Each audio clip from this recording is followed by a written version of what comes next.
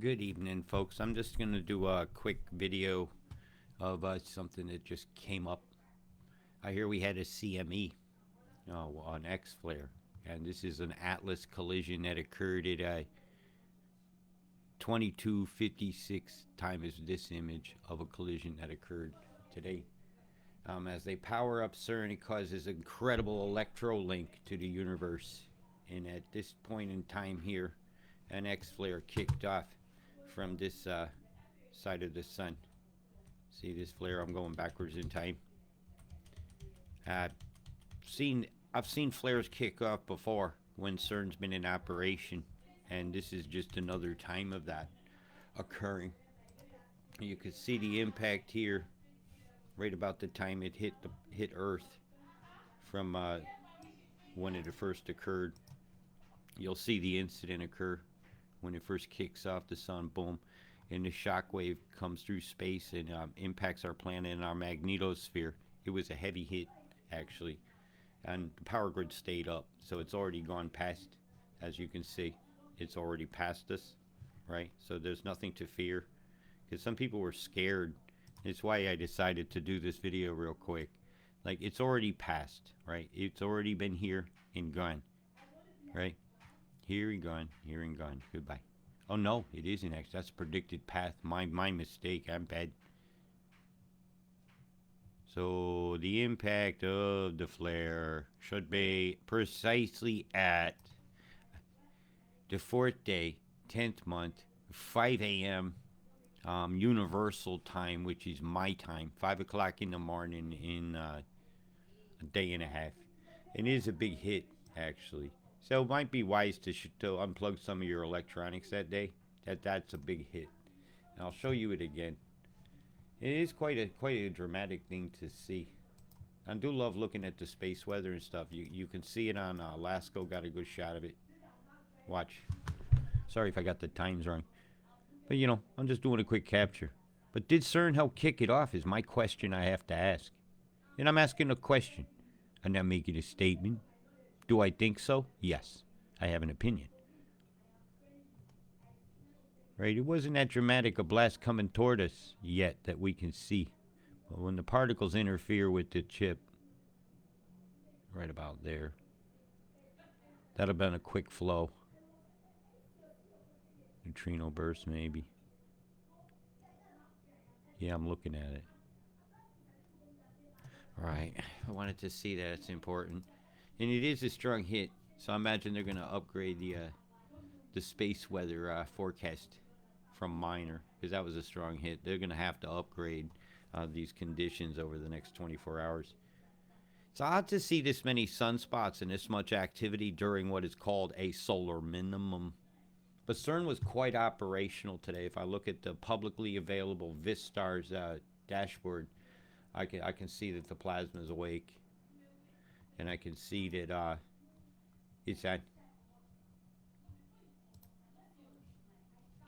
She's operating.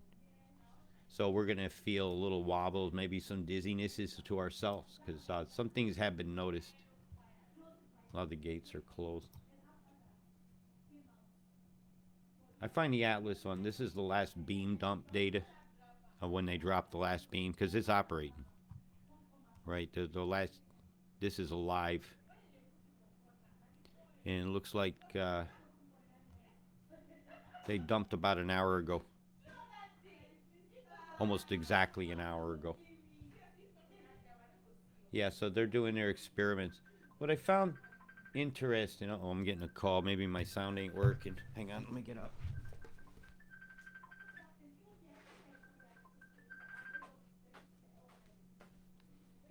Hello, John Suttle. I'm live. I'll have to turn your sound down. Yeah, so yeah, the CERN is awake right now. So we're gonna watch this tonight, and I've noticed a correlation between there's the awake plasma and the laser merge gates and all this. You got a lot of cool stuff to look at, and you will have some diving in to learn these terms and stuff. So any of the other experiments going on, because a lot of these are different experiments. You might not just be Atlas running. It might be CERN cloud, might be luminosity experiments with light, Getting things to glow, so to speak, to vibrate fast enough to emit light. They had a light accelerator in Melbourne, which was linear or straight line, but now they've changed it to circular. Yeah, you got quite the activity going on tonight. So, could that trigger a CME? Absolutely. Do we see any evidence of it hitting a mimic yet? I doubt it. Not if that wave hasn't hit us yet. And that would show up on the world, the whole shot. And mostly, let's say, we'll change our domain. Let's go global 8080. Give you guys something different to see, different perspective. Why? Because it ain't all about you. Yeah, this time it's about Africa. We'll put it right in the center. Let's see if we see any of that blast. No, not yet. No, so we'll be looking for that. We got a bit of a blast come up over here. Bzzz, getting fried over Greenland. Fried land, Iceland, melting that ice in Iceland with the microwave. Probably manipulating the storm. A pop like that will manipulate the jet stream, usually cause a bubble of cold air to come down from here to here.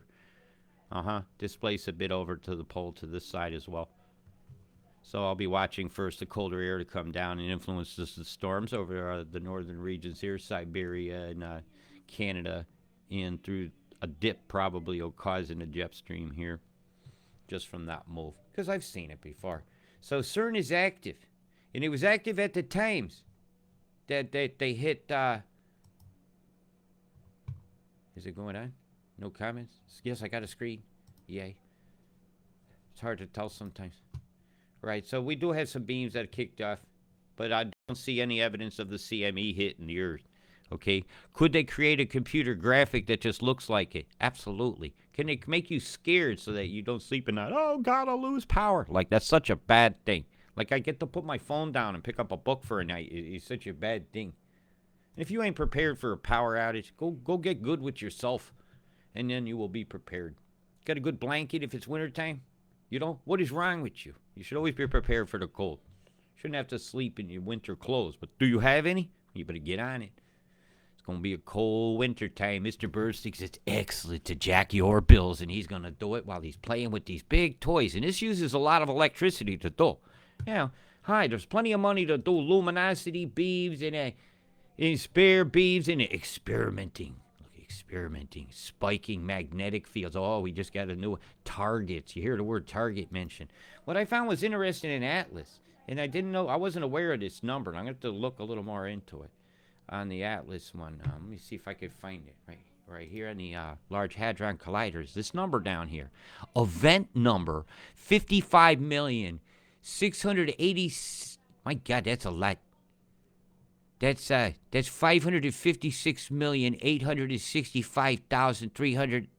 Oh, that has changed. That's another event. What in the hell is going on that they've got 500 million events going on?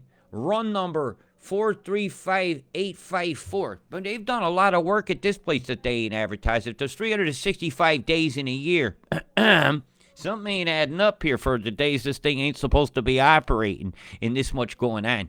Sounds like weather manipulation to me. And space weather is part of our weather, whether you believe it or not. Of course it is. Half them EMF clouds that people say, I say are bzz, they say it's space weather. Well, guess what? Space weather can be induced on the ground. A certain type of civilization that as you grow into these numbers that learn to harness the sun is part of it. And to become that civilization, you got to experiment. And well, who better to experiment on than a bunch of monkeypoxers?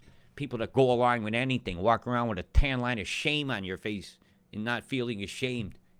Yeah, I just went there. And this is what this video is about. And I'll come back on shortly and do a weather video. So did CERN kick off a solar flare? Look at this. I'm going to run all the timestamps because this is dramatic, man. Isn't this cool? This is your sun. This is it, man. This is the color it's supposed to be, not that blue thing you see into the cloud deck of GM-engineered haze crap that's falling out. Your orange, beautiful, yellow sun. And this is solar minimum. It should not have this much activity statistically. Look into it. You have homework to do to prove to yourself that I'm wrong or right. I know I'm right. So that's why I told you. Just look into it. Or copy my test, you'll get an A. Yeah, a lot of people get an A off of me. Now we're going to go backwards in time. Did you see it suck that flare right back in? The filaments are dancing, dancing, dancing. I'm going to go high zoom.